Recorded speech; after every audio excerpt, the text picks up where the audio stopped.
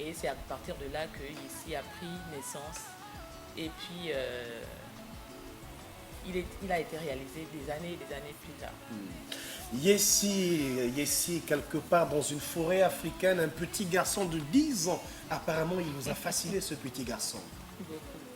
Alors, j'ai fait vraiment, c'est fait exprès de présenter ici dans une forêt africaine, parce que je pense que la majorité des enfants, en tout cas des personnes qui aiment la lecture, qui aiment tout ce qui est mystérieux, mystique, peuvent se retrouver dans l'histoire de Yessi.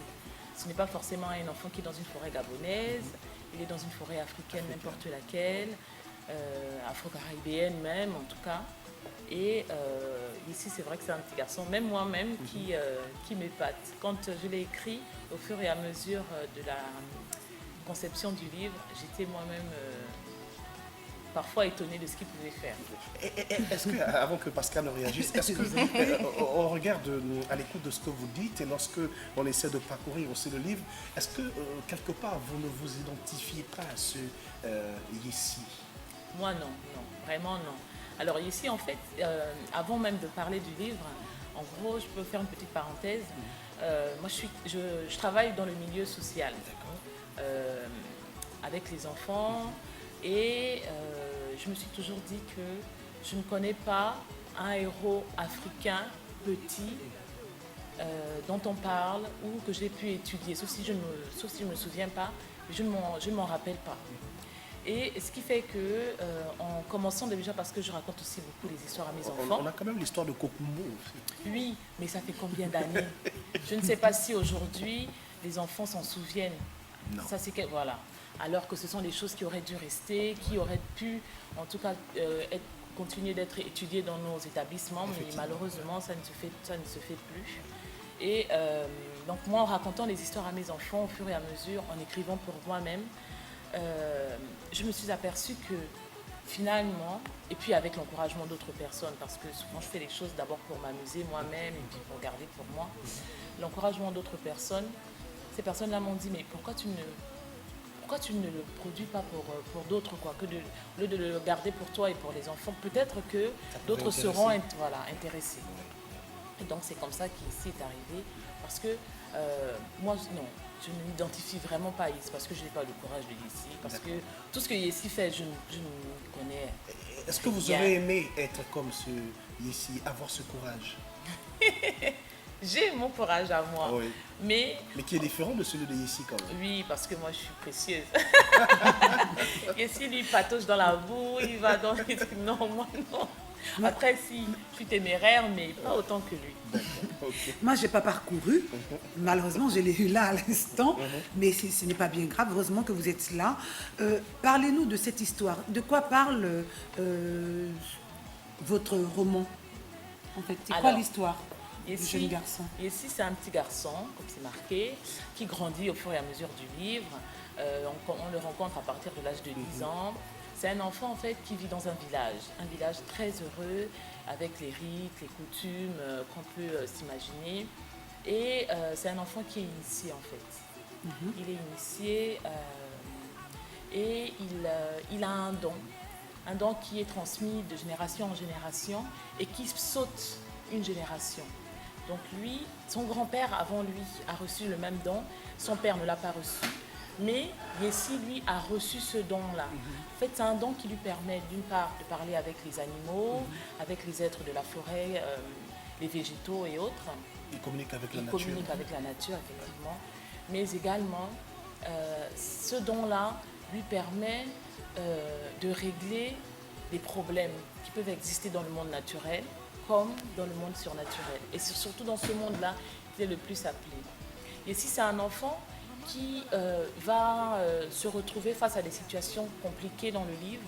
C'est pas comme si on l'envoyait en mission, mais parce que il s'est retrouvé face à certaines situations, il va être obligé de les régler. C'est comme l'effet papillon en fait. Une situation, on règle un problème, ce problème-là on amène un autre, il faut le régler au fur et à mesure.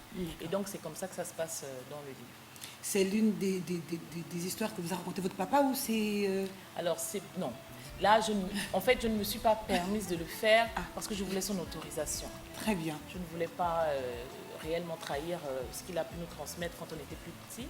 Après, j'ai eu son autorisation pour la suite, donc ça, je vais le faire parce que ici, là, c'est le premier tome. Il y a un deuxième volet qui va arriver et j'ai eu son autorisation. Et également, je tiens quand même à préciser aux personnes qui nous regardent, qui nous écoutent, que je ne suis pas initiée. Ah oui. C'était ma question suivante. J'avance de trop, alors je vais me taire. Je vous en prie, mais allez-y. Donc voilà, je disais que je ne suis pas initiée, je ne connais rien aux arts de nos ancêtres et de notre culture profonde, mais je suis très curieuse. Je laisse toujours mes oreilles traîner un peu partout, je fais certaines recherches et c'est comme ça que j'ai pu glaner quelques informations et les mettre un peu dans le livre. Et puis, je m'inspire beaucoup de ce qu'on a pu nous raconter aussi quand on était au village, les peurs qu'on nous faisait avoir, et des choses comme ça. D'accord. Très bien.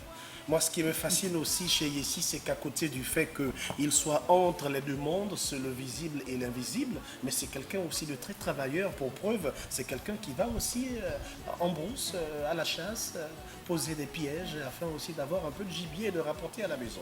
Un enfant quand même assez particulier, quand même. C'est là, en fait, effectivement, le fait qu'il soit un enfant qui a un destin pas comme les autres. Parce que plutôt que de rester beaucoup à s'amuser avec les autres enfants de son âge, plutôt que parfois de rester dans l'oisiveté, il préfère rester avec les anciens pour déjà s'abreuver de savoir, mais aussi c'est un enfant qui très tôt a eu des responsabilités. Le sens de la responsabilité. Voilà. Et dans le livre, moi je voulais vraiment présenter ce que... Bon, c'est pas une critique négative, hein, mais c'est vraiment une impression que j'ai, quelque chose que l'on perd au fur et à mesure des années, le fait de rendre responsables les enfants, qu'ils soient filles ou garçons.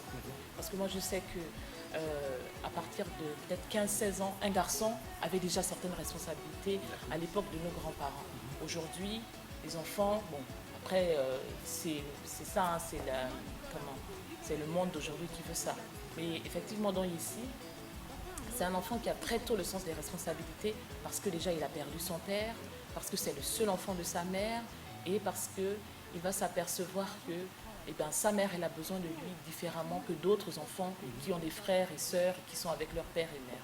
Selon l'écrivaine que vous êtes, quelle serait en fait, je me dis, la bonne attitude, quel serait en fait pour vous le bon modèle d'enfant? Est-ce que c'est celui de Yessi ou bien c'est celui du modèle actuel où on peut avoir une société qui permet tout, où les enfants sont vraiment des enfants au point où même à 25 ans, on peut observer certains qui vraiment pensent qu'ils sont encore vraiment des tout petits.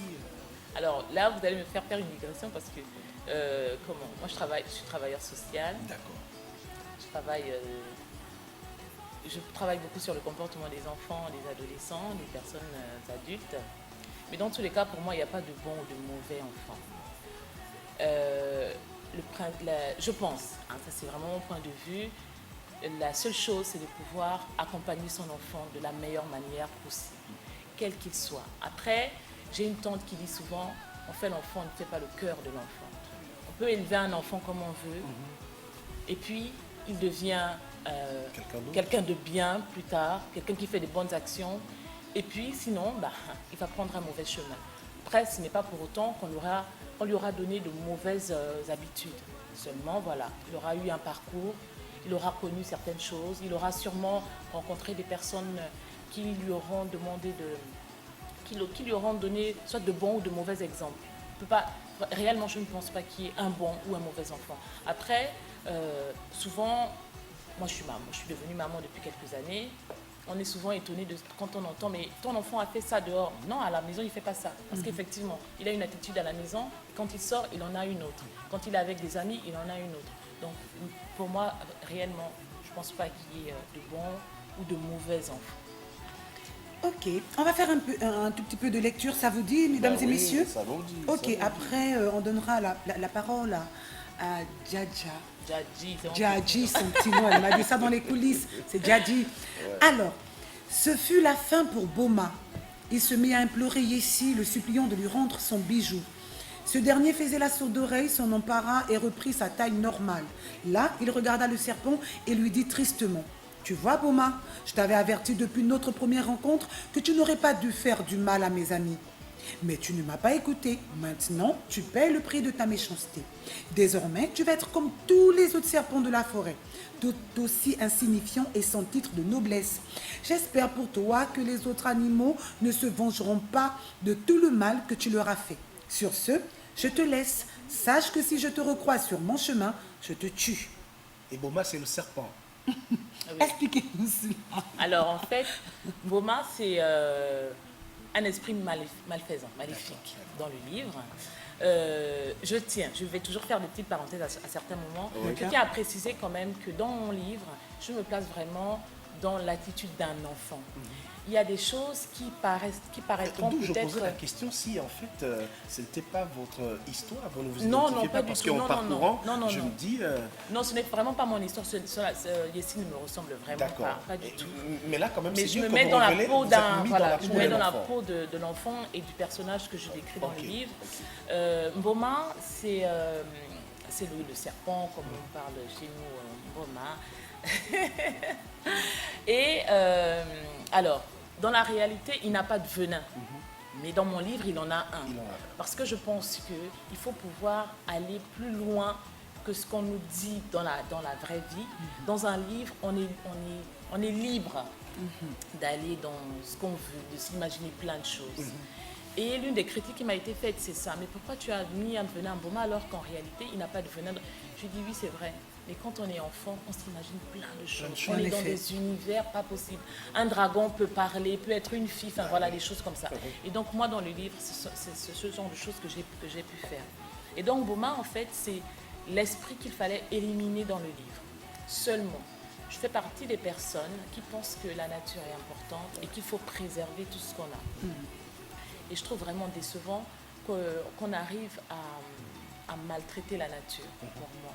Dans le livre, au début, enfin dans une partie du livre, Yessi a rencontré Mboma qui a mordu certaines personnes et certaines entités importantes dans le livre. Et il a fallu donc aller le combattre pour qu'il donne le remède pour guérir les animaux et les végétaux. Seulement, à un moment donné, Yessi a voulu tuer Mboma. Son grand-père lui a dit « tu ne le tues pas, parce que même s'il est mauvais, il faut qu'il reste en vie. Parce que sans ça, l'équilibre sera complètement détruit et ça pourrait apporter des problèmes. » C'est comme le bien et le mal qui voilà, doivent il faut cohabiter, tout, en fait. voilà, Ouais, on ne peut en pas... Les dissocier. Et donc c'est pour cela qu'à la fin, Yessi lui dit ceci, je t'enlève juste ce qui te donne ton pouvoir, mais je te laisse quand même en vie. D'accord. Mais comme tu vas devenir un serpent comme tous les autres, si je te rencontre, et tant pis pour toi, Tant pis que pour ce soit moi ou quelqu'un d'autre, tu ne seras plus en vie. Le chapeau. Mais là, il n'a plus 10 ans. Là, il est déjà devenu costaud. Enfin, voilà, il a passé plusieurs étapes. Parce que j'ai eu un tout petit peu peur. Je me suis dit, un jeune garçon qui va menacer un serpent en disant... Non, là, il n'a plus 10 ans. Si je te croise encore sur mon chemin, tant pis pour toi. Mais Kirikou, lui, il a fait mieux. Il fait mieux. Kirikou, il se bat contre Karaba, La sorcière. Mais il est tout petit comme ça. Il n'a même pas un cache-sexe. Hein. Très Donc, drôle.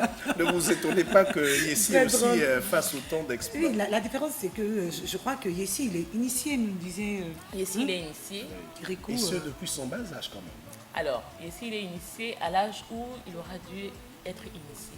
Après, sa naissance, elle est particulière aussi. Mais ça, j'en parlerai dans le tome 2. D'accord, mais c'est bien.